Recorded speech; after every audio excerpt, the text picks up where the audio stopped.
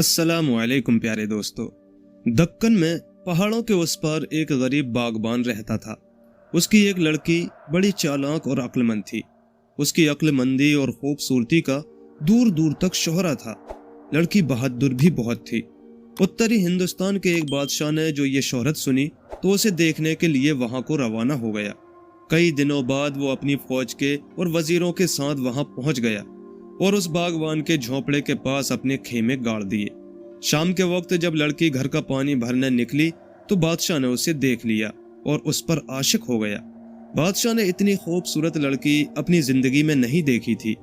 उस लड़की के लिए उसके बाप के यहाँ बड़े बड़े लोगों के पयाम आ चुके थे, लेकिन लड़की ने नामंजूर कर दिया था। वो कहती थी कि मैं तो ऐसे शख्स से शादी करूंगी जो मेरे सामने किसी शेर से कुश्ती लड़े और उसे मार डाले। बड़े बड़े अमीरजादे, नवाब और राजा उसके ख्वास्तगार बनकर आए, लेकिन जब उसकी ये शर्त सुनी तो कान दबाकर वापस चले गए। बादशाह ने भी अपने अक्लमंद वजीर के जरिए अपना पयाम भेजा। बागबान बेचारा क्या कह सकता था। उसने वजीर से कहा कि मेरे लिए इससे ज्यादा खुशकिस्मती की और क्या बात हो सकती है कि मेरी बेटी बादशाह की बीवी बने और मलका कहलाए, लेकिन उसकी एक शर्त बड़ी सख्त है। मेरे ख्याल में बादशाह सलामत उसे पूरा ना कर सकेंगे। वजीर ने पूछा, उसकी वो कौन सी शर्त है? बागवान ने जवाब दिया, वो कहती है कि मैं तो उस शख्स से शादी करूंगी जो इतना बहादुर हो कि किसी शेर से कुश्ती लड़े और उसे हलाक कर दे। वजीर ने जवाब दिया, ये कौन सी बड़ी शर्त है? हमारा बादशाह बड़ा बहादुर है, वो ये शर्त पूरी कर देगा। सचमुच बादशाह था बड़ा बहादुर। वजीर ने वापस आकर बादशाह को उस लड़की की शर्त से आगाह किया। बादशाह तैयार हो गया और लड़की के पास ये खबर भिजवा दी कि कल बादशाह शिकार खेलने जाएगा। वो भी साथ चले ताकि जंगल में बादशाह और शेर की कुश्ती देख सके। दूसरे दिन लड़की, बागबान, बादशाह, उसके वजीर और चंद बादशाह के खास मुहासिब शिकार के लिए रवाना हो गए। वहां बादशाह ने छोटे छोटे मालूम नहीं कितने जानवर हलाक कर डाले। एक रीछ मारा, एक भेड़िया मारा, 2 तेंदुए मारे, एक लकड़बग्घा मारा, 2 भूरे रीछ के बच्चे जिंदा पकड़ लिए। लड़की ये सब देखकर बादशाह की जवामर्दी और बहादुरी की कायल हो गई। बादशाह ने हंसकर कहा, मेरा ख्याल है कि अब तुम मेरी बहादुरी की कायल हो गई होगी। लड़की बोली, कायल तो बेशक हो गई हूँ, लेकिन अभी मेरी शर्त तो पूरी नहीं हुई। बादशाह बोला, वो भी पूरी हो सकती है, लेकिन गालिबन अब इसकी जरूरत तो नहीं रही, क्योंकि तुम बखूबी समझ सकती हो कि जो शख्स अकेला इतने जानवरों को मार सकता है वो एक शेर को भी मार सकता है। लड़की ने कहा, ये सब कुछ सही, लेकिन मेरी शर्त पूरी होना चाहिए। बादशाह ने कहा, अच्छा, और खुदा का नाम लेकर शेर की जुस्तजू करने लगा। नरकल की झाड़ी में एक शेर पड़ा सो रहा था। बादशाह के इशारे पर सभी अपने अपने हाथियों को उसी जगह ले गए। बागबान और उसकी लड़की भी हाथी पर सवार थी। वो सब के सब हाथियों पर बैठे तमाशा देख रहे थे। बादशाह ने आहिस्ता आहिस्ता नरकल इधर उधर किए और शेर की कमर पर एक सख्त ठोकर दी और डपट कर कहा, उठ, मैं तुझसे लड़ने आया हूँ, मैं सोते में हमला नहीं करता। शेर जाग पड़ा और उसने जागते ही एक जबरदस्त अंगड़ाई ली और गरजा। उसकी गरज से सारा जंगल गूंज उठा और वजीर और मुसाहिब वगैरह भी कांपने लगे। सब लोग ये समझने लगे कि अब बादशाह की जान की खैर नहीं, कतई ये शेर उसे मार डालेगा। लड़की भी अपने दिल में अफसोस करने लगी कि हाय अफसोस, अब बादशाह जिंदा न बचेगा। आखिर उसने इतनी बड़ी शर्त इसके बाद भी क्यों रखी, जबकि बादशाह ने दूसरे जानवरों को मारकर ये साबित कर दिया था कि वो बड़ा बहादुर इंसान है। खैर तो शेर गरजा और गरजकर सामने आ गया। बादशाह तैयार हो गया।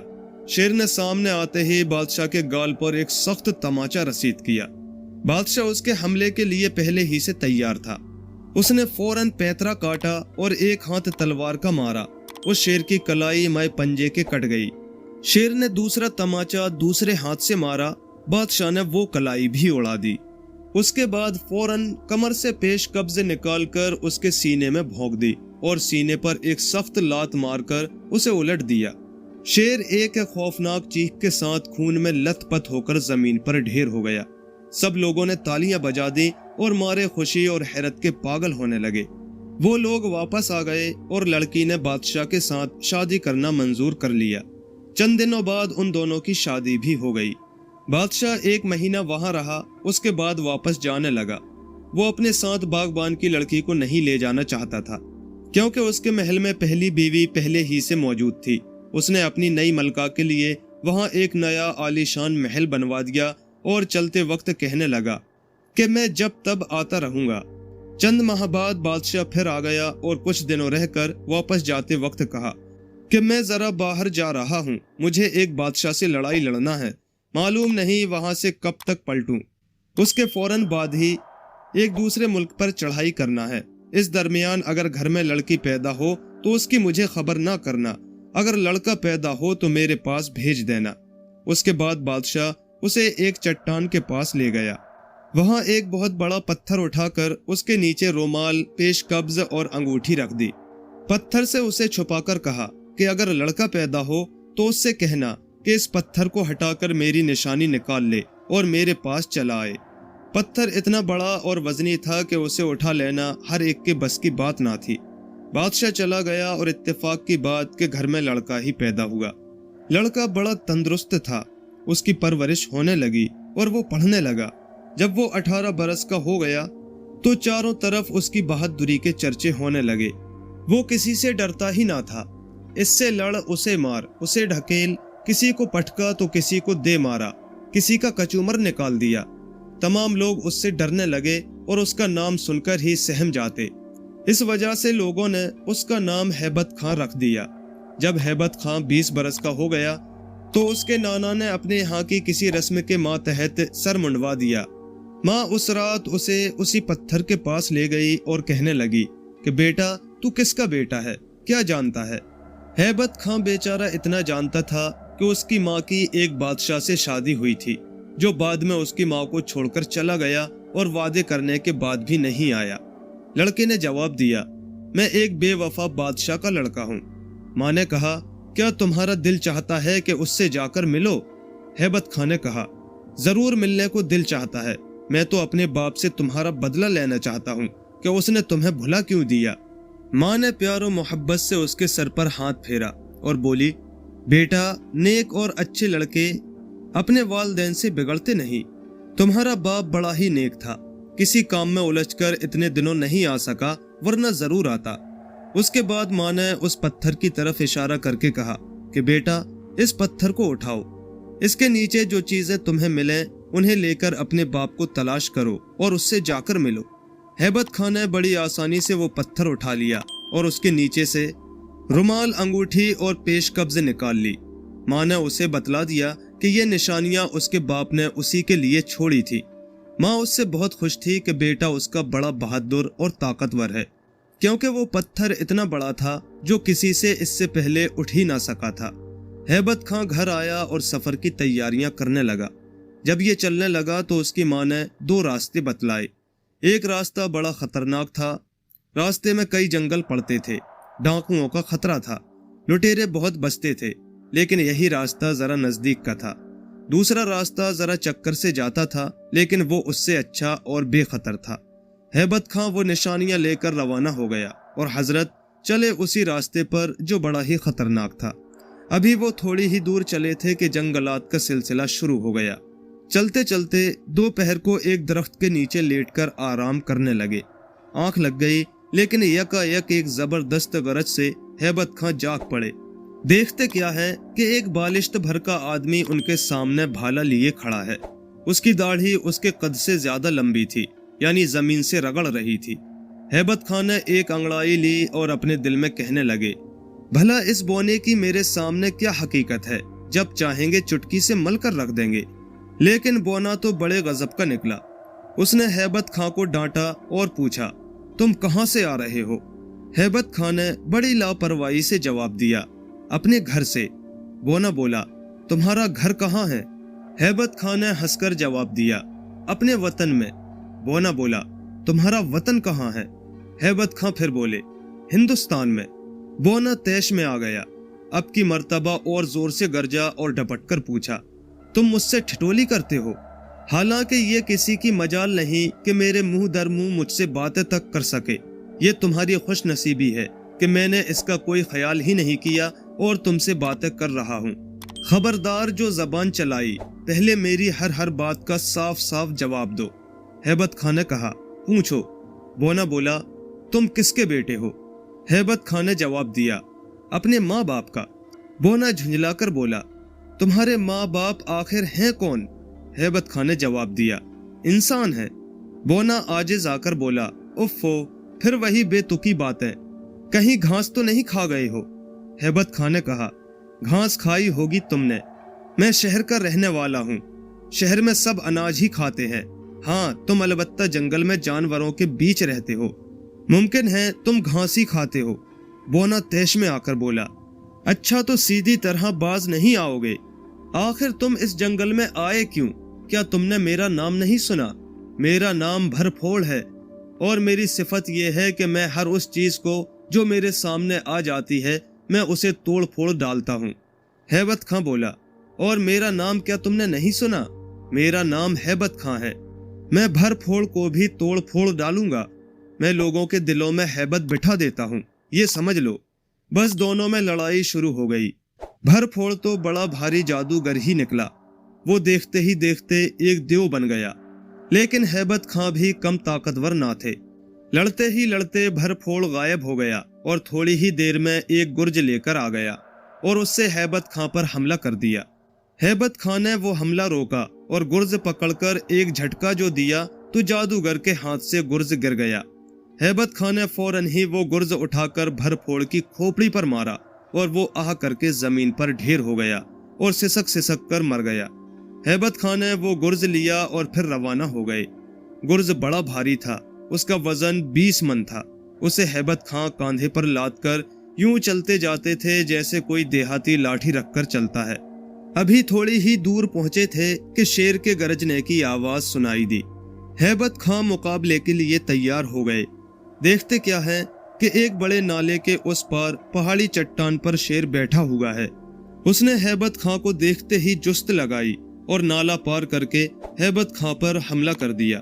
हैबत खां ने जरा सा सरक कर उसका वार खाली कर दिया और अब खुद जो एक गुर्ज उसके रसीद करते हैं तो शेर का भेजा तक बाहर निकल पड़ा और वो बगैर गरजे ही चल बसा। हैबत खां ने उसका सर काट दिया और उसके जिस्म की खाल खींच ली। खाल को कांधे पर डालकर आगे चल पड़े। अब वो अपने बाप के शहर के करीब पहुंच गया था। वहां एक बहुत मशहूर डाकू रहता था। उसने वहां की तमाम रियाया को बहुत तंग कर रखा था। बादशाह ने उसकी गिरफ्तारी पर बहुत बड़ा इनाम रखा था। इत्तेफाक से उसका मुकाबला हैबत खां से हो गया। हैबत खां निहायत इत्मीनान से एक कांधे पर गुर्ज और दूसरे पर शेर की खाल डाले चले जा रहे थे। एक हाथ में वो पोटली थी जिसमें बाप की निशानियां थी और दूसरी पोटली में जो गुर्ज में लटक रही थी शेर का सर बंधा हुआ था। डाकू दरख्त पर छुपा बैठा था। उसका तरीका ये था कि वो दरख्त पर छुपकर बैठ जाता था और उसके हाथ में रस्सी का एक फंदा तैयार रहता था। बस जहां कोई दरख्त के नीचे से गुजरता वो फंदा मुसाफिर के गले में डालकर ऊपर खींच लेता था। फंदे के गर्दन में कस जाने से मुसाफिर तो मर जाता था और डाकू ऊपर से उतरकर उसकी जेब की तलाशी ले लिया करता था। डाकू ने हैबत खां के साथ भी यही किया। जैसे ही हैबत खां दरख्त के नीचे से गुजरा उसने झट उसकी गर्दन पर रस्सी का फंदा डाला। वो माई गले के गर्दन से जा फंसा। एक तो खुद हैबत खां ही 4 मन के थे, ऊपर से उनका 20 मन का गुर्ज। डाकू को खींचने में पसीना आ गया और वो बेचारा खींच न सका। हैबत खां अपने दिल में हंसता रहा और दिल में कहा कि खींच लो मियाँ, अरमान रह न जाए, फिर संभलना, मेरी बारी आने वाली है। जब देखा डाकू तो थक गया है तो हैबत खां ने जो उसको एक झटका दिया तो डाकू डाल से आम की तरह नीचे टपक पड़ा। हैबत खां ने उसके सीने पर अपनी लात रख दी। एक तो दरख्त से गिरने में उसके चोट आ गई थी। अब जो हैबत खां ने लात रख दी तो दम ही निकल गया। चिल्लाने लगा, हाय मरा, मुझे छोड़ दो, खुदा के लिए मुझे छोड़ दो। हैबत खां बोले, तुम हो कौन? डाकू बोला, मैं डाकू हूँ। हैबत खां ने कहा, तब तो मैं तुम्हें जरूर ठीक कर दूंगा। डाकू बोला, देखो भाई, तुम मुझे छोड़ दो और मुझसे दोस्ती कर लो। तुम बड़े बहादुर और ताकतवर मालूम होते हो। मैं तुम्हें अपना नायब बना लूंगा। जो कुछ लूट कर लाया करेंगे आधा तुम्हें दे दिया करेंगे। मेरा बहुत बड़ा गिरोह है। हैबत खां ने पूछा, इस वक्त तुम्हारा गिरोह कहाँ है? डाकू बोला, सब इधर उधर गए हुए हैं। बादशाह ने मेरी गिरफ्तारी के लिए एक फौज भेजी है। वो लोग अपनी हिकमत से बादशाह की फौज को इस जंगल से बाहर ही रोक लेंगे, और अगर कोई इधर आ भी जाता है तो उसे मैं ठिकाने लगा देता हूँ। हैबत खां बोले, तब तो मैं तुम्हें और भी नहीं छोड़ूंगा। हैबत खां ने लात को जरा दाबा, डाकू का दम निकलने लगा। वो चिल्लाने लगा, भाई खुदा के लिए मुझे छोड़ दो, जो तुम कहोगे मुझे मंजूर है। हैबत खां ने जवाब दिया, एक शर्त पर मैं तुम्हें नहीं मारूंगा। डाकू बोला, किस शर्त पर? हैबत खां ने कहा, मैं तुम्हें गिरफ्तार करके बादशाह की फौज के हवाले कर दूंगा, फिर बादशाह से तुम्हारी सिफारिश करके माफी दिला दूंगा, लेकिन तुम तौबा कर लो कि आइंदा डाके वगैरह नहीं डालोगे। डाकू ने कहा, मैं वादा करता हूँ। हैबत खां ने उसे माफ कर दिया। उसी रस्सी में बांधकर एक कांधे पर उसे भी लाद लिया, और अब ये लदे फंदे फिर आगे बढ़े। जंगल से निकलते ही बादशाह के सिपाहियों से पाला पड़ गया। सिपाही समझे यही वो डाकू है जिस पर गिरफ्तारी पर इनाम रखा गया है। उन्होंने आओ देखा न ताओ, बस टूट पड़े हैबत खां पर। हैबत खां कब दबने वाले थे। उन्होंने बंधे हुए डाकू को एक तरफ रखा, पोटलियां एक तरफ फेंकी और गुर्ज लेकर सिपाहियों पर चढ़ पड़े। इसको मारा, उसका भेजा निकाल दिया, किसी की हड्डी पसली तोड़ दी, किसी के हाथ तोड़े, किसी के पैर, किसी की टांगें चीर डाली, एक कयामत बर्पा कर दी। उस फौज के साथ खुद बादशाह यानी हैबत खां का बाप भी भेष बदले हुए मौजूद था। उसने जो देखा कि उसके आगे ताकत से काम नहीं चल सकता तो झट चालाकी से काम निकालना चाहा और जोर से कहा, भाई हम तुम्हारी बहादुरी मान गए, तुम सचमुच बड़े बहादुर हो, लेकिन हम तो जब जाने कि तुम ये गुर्ज जमीन पर रख दो और हमारे एक पहलवान से कुश्ती लड़ो। हैबत खां ने शेखी में आकर गुर्ज को एक तरफ फेंका और ताल ठोक कर आगे बढ़े। बादशाह ने चंद सिपाहियों को आंख से इशारा किया। उन लोगों ने गुर्ज को अपने कब्जे में कर लिया। एक पहलवान को बादशाह ने लड़ने के लिए भेज दिया। वो आकर हैबत खां से उलझ गया। अभी कुश्ती शुरू ही हुई थी कि किसी ने पीछे से हैबत खां की गर्दन में फंदा डाल दिया। फिर दूसरे फंदे ने हाथ और जिस्म को भी जकड़ लिया। अब हैबत खां बेबस हो गए और जमीन पर गिर गए। बादशाह हंस दिया और बोला, मियाँ साहबजादे, तुम अभी बच्चे हो, गालिबन दूध के दांत भी नहीं टूटे होंगे। हैबत खां ने हकारत से जवाब दिया, बेशक इन मायनों में तो मैं बच्चा ही हूँ कि मुझे धोखा और फरेब देना नहीं आता, लेकिन और तमाम बातों में तुम सबसे अच्छा हूँ। बादशाह बोला, अब खाओ चलकर हवा जेल की, उसके बाद तुम पर मुकदमा चलेगा। तुमने हमारी फौज के बहुत से सिपाहियों को मार डाला है, तुमको कतई फांसी दी जाएगी। हैबत खां बोला, लेकिन जब मेरे बाप को मेरी बाबत मालूम होगा तो वो तुम लोगों से बड़ा सख्त बदला लेगा। बादशाह ने कहा, क्या तुम्हारा बाप मुझसे भी बड़ा होगा? हैबत खां बोला, हाँ, मेरे बाप की बराबरी का तुम में से इस वक्त कोई भी ना होगा और ना तुम्हारे मुल्क में निकल सकता है। बादशाह ने कहा, क्या तुम्हारा बाप हमारे बादशाह सलामत से भी बड़ा दर्जा रखता है? हैबत खां ने कहा, नहीं, बल्कि बादशाह सलामत ही मेरे बाप हैं। हाय! बादशाह चौंक पड़ा। सबूत क्या है? हैबत खां ने कहा, मुझे मेरी पोटलियां उठा दी जाएं तो मैं दिखलाऊं। बादशाह के इशारे पर सिपाही ने वो पोटलियां उठाकर ला दी। हैबत खां ने एक पोटली से अंगूठी, पेशकब्ज और रुमाल निकालकर दिखलाया। बादशाह ने उन चीजों को पहचान लिया और फौरन घोड़े से उतरकर उसे गले से लगा लिया। हालात वाकयात पूछे। हैबत खां ने कुल वाकयात तफसील से सुना दिए। बादशाह को पता चला कि हैबत खां दरअसल डाकू नहीं, वो तो खुद ही उस नामी गिरामी डाकू को गिरफ्तार कर लाया है। बादशाह उसकी कारगुजारियों पर बहुत खुश हुआ और बड़ी शान से उसे अपने महल में ले गया। महल में पहुंचकर बड़ी खुशियां मनाई गई। हैबत खां के कहने से बादशाह ने उस डाकू को माफ कर दिया और वो रिहा कर दिया गया।